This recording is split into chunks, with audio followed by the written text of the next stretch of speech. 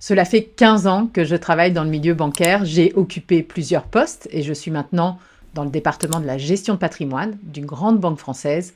Et une des compétences les plus importantes que j'ai apprises et les plus utiles dans la vie de tous les jours, c'est de savoir comment gérer ses finances personnelles, apprendre à détecter ses mauvaises habitudes et à s'en libérer.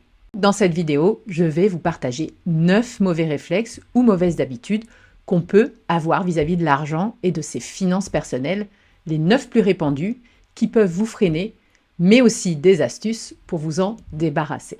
Première mauvaise habitude, ne pas se payer en premier.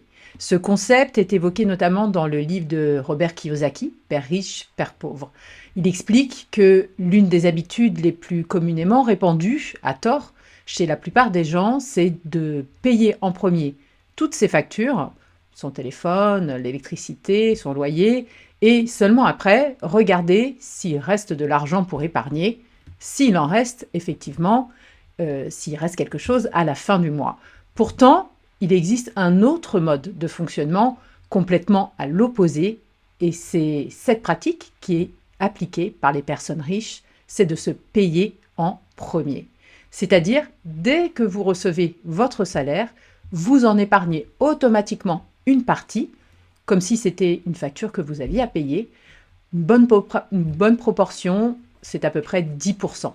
De cette façon, vous êtes sûr que cette somme d'argent a été mise de côté et ne sera pas dépensée à tort ou à travers, ou parfois même sans s'en rendre compte.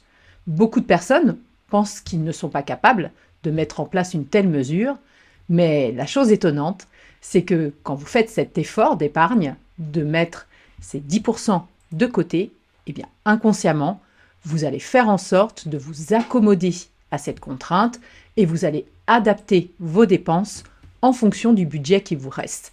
Vous allez restructurer vos finances, vos dépenses en fonction. Et à la finale, vous ne penserez même plus à l'argent que vous avez mis de côté en début de mois, vous allez les oublier. Deuxième mauvaise habitude, s'habituer ou s'accommoder à fonctionner avec un compte débiteur. Beaucoup de personnes prennent de plus en plus la mauvaise habitude de faire des achats à découvert pour des biens de consommation les plus courants, comme des vêtements ou même faire des cadeaux, c'est presque devenu une norme. Et en plus, comme on paye généralement ses achats en carte bleue, ça n'aide pas forcément parce que quelque part, on se rend un petit peu moins compte de l'argent qu'on leur dépense, en tout cas moins que quand on paye en espèces ou en cash. N'oubliez pas que les découverts coûtent cher, les intérêts débiteurs sont très élevés. C'est donc de l'argent qui part en fumée dans votre budget, que vous ne pourrez pas dépenser pour vous et qui va directement dans les poches de la banque. Alors, pensez-y avant de sortir votre carte bleue. Troisième mauvaise habitude, avoir des loisirs qui coûtent cher. La plupart des gens aiment dépenser de l'argent, aiment consommer. On est tous des consommateurs en puissance et ça, les grandes marques et les publicitaires le savent bien, ils l'ont bien compris. Et d'ailleurs, ils mettent tout en œuvre pour nous donner envie d'acheter leurs produits. On est de plus en plus sollicité par les publicités, sur les réseaux sociaux aussi, on est bombardé de messages marketing. En plus, ils savent comment jouer sur notre psychologie et appuyer sur notre peur de manquer, par exemple. Ils nous disent comment on doit vivre, ce qu'on doit posséder, où on doit partir en vacances, comment on doit s'habiller. Ils imposent en quelque sorte une norme sociale. Alors, pour éviter ces situations et maîtriser notre façon de consommer nos loisirs, si vous voulez dépenser moins d'argent dans ce genre de dépenses, purement basées sur de la pure consommation, alors tournez-vous plutôt vers des dépenses axées sur votre développement, le développement de vos compétences, des choses qui vous apportent, vous rendent meilleur, vous élèvent.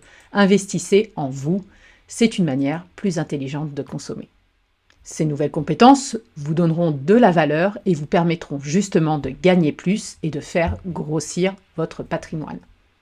Quatrième mauvaise habitude, ne pas avoir un matelas de sécurité. Et là, on en revient au point numéro 1, qui était se payer en premier, car grâce à cette pratique d'épargner, vous allez pouvoir faire en sorte d'avoir 3 à 6 mois d'avance devant vous en termes de dépenses. Et ça, c'est super important parce que ça vous apportera une certaine tranquillité d'esprit. Vous savez que vous pouvez piocher dedans en cas de besoin. Ça vous libère donc de l'esprit ce type de soucis et vous pouvez vous concentrer sur d'autres priorités, de nouveaux projets. Une fois que votre matelas de sécurité est constitué, alors moi je l'appelle matelas de sécurité, mais vous pouvez l'appeler comme vous voulez d'ailleurs, tout l'argent que vous aurez continué à épargner, vous pourrez là l'employer dans des investissements et ça, je vous en parle juste après. Cinquième mauvaise habitude, ne pas connaître l'état des revenus et de ses dépenses. En gros, votre budget. Tant que vous ne connaissez pas clairement votre situation de départ, donc vous n'avez pas fait un état des lieux, vous pourrez difficilement définir votre objectif ou où est-ce que vous souhaitez arriver financièrement. Et ça, c'est une notion très importante à définir pour ne pas tomber dans un travers qu'on pourrait appeler l'inflation du style de vie.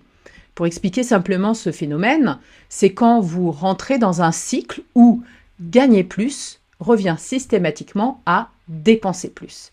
Comme par exemple, vous achetez une plus grande maison, vous achetez une plus grosse voiture, vous payez le dernier téléphone ou vous faire plus souvent des petites sorties plaisir. Finalement, une addition de dépenses plus ou moins importantes dont vous n'aviez pas forcément besoin avant de gagner plus, mais qui vous semblent maintenant indispensables alors que vous pourriez facilement vous en passer. Si vous connaissez exactement quels sont vos actifs et vos passifs, un peu comme dans une comptabilité pour les sociétés, eh bien vous connaissez votre point de départ et vous savez à quel objectif de situation financière vous souhaitez arriver. Vous vous fixez des étapes intermédiaires par lesquelles vous devez passer pour arriver à ce but. Eh bien, grâce à tout ce travail-là, en amont, vous serez plus susceptible d'avoir plus d'argent et vous construire un patrimoine, plutôt que des gens qui ne font que fantasmer sur l'argent, mais qui n'ont aucune stratégie, aucun plan pour se générer de la richesse et la gérer ensuite. Poser sa situation noir sur blanc avec des chiffres clairs vous permettra de mettre en place un plan d'action clair. N'oubliez pas que tout ce qui se mesure s'améliore. Sixième mauvaise habitude, se concentrer uniquement sur l'effort d'épargne. Pour améliorer votre situation financière, vous pouvez soit commencer par épargner plus que ce que vous ne le faites déjà avec vos revenus actuels, mais vous devez aussi penser à générer plus de revenus et notamment vous créer de nouvelles sources de revenus. Et c'est un mélange de ces deux techniques qui donnera la combinaison idéale. Vous ne pourrez pas vous construire un vrai patrimoine si vous gagnez plus d'un côté mais que vous dépensez plus aussi de l'autre, cette fameuse notion d'inflation du style de vie dont on parlait tout à l'heure, mais aussi si vous vous focalisez uniquement sur mettre de l'argent de côté sans accroître en parallèle vos sources de revenus et votre niveau de revenus, car sans ça, vous allez fatalement arriver à un plafond à un moment donné. Vous ne pouvez épargner qu'une partie de vos revenus, vous aurez toujours des dépenses incompressibles pour vivre, mais vous avez la main pour multiplier vos revenus. En tout cas, c'est vers cela qu'il faut se tourner aussi pour accroître sa capacité d'épargne. Par exemple, diversifier ses sources de revenus, ça peut être avoir une augmentation de salaire, investir sur les marchés financiers, commencer une activité secondaire. Si vous vous attardez à vous débarrasser de ces mauvaises habitudes liées à l'argent et que vous vous concentrez à développer votre épargne et vos revenus, vous ferez croître massivement votre patrimoine, c'est certain. Septième mauvaise habitude, payer trop de taxes et d'impôts. Les impôts et les taxes peuvent représenter à eux seuls les plus grosses dépenses de votre budget. Alors, ok, c'est le lot de tout le monde de payer ses impôts, mais la majorité des gens payent sans se poser trop de questions, un peu comme une fatalité, et sans chercher à réduire leur facture fiscale. C'est une des différences qu'il y a avec les personnes riches qui ont des connaissances sur les structures de société, qui présentent souvent des avantages fiscaux. Ils engagent même des avocats fiscalistes qui sont chargés d'optimiser leurs montages fiscaux. Donc, pour accroître votre patrimoine, il est important de s'attarder et de comprendre la fiscalité et comment la tourner en votre faveur en se tournant vers des niches fiscales, par exemple. Et là, on peut prendre l'exemple de l'investissement immobilier en statut LMNP, loueur meublé non professionnel, pour profiter de la possibilité d'amortir son bien et donc venir baisser l'assiette d'imposition de ce type de revenu. On vous en parle d'ailleurs dans une de nos autres vidéos, n'hésitez pas à consulter notre chaîne.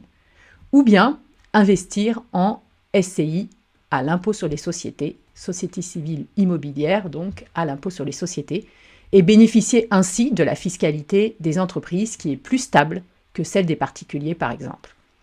Je pourrais vous faire une vidéo sur ce sujet si ça vous intéresse. Faites-le moi savoir dans les commentaires si vous souhaitez savoir cela dans une prochaine vidéo.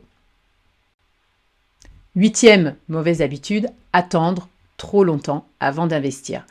Quand vous aurez commencé à épargner et que vous avez constitué votre matelas de sécurité, dont on a parlé précédemment, vous devez commencer à vous intéresser aux opportunités d'investissement pour que votre argent commence à travailler pour vous. Diversifiez vos investissements et surtout évitez de laisser votre argent dormir sur un compte en banque qui ne rapporte rien ou très peu, parce que l'inflation galopante, c'est-à-dire l'augmentation du coût de la vie, eh bien votre argent perd de sa valeur. Diversifier ses investissements est capital. Il faut mixer les investissements risqués et les investissements plus sûrs. Attention, tout en étant conscient que vous pouvez être amené à avoir des pertes. Alors, regardez, intéressez-vous rapidement aux différentes stratégies d'investissement qui existent dès que vous avez mis de l'argent de côté et n'attendez pas d'avoir toujours plus d'épargne pour enclencher vos premiers investissements.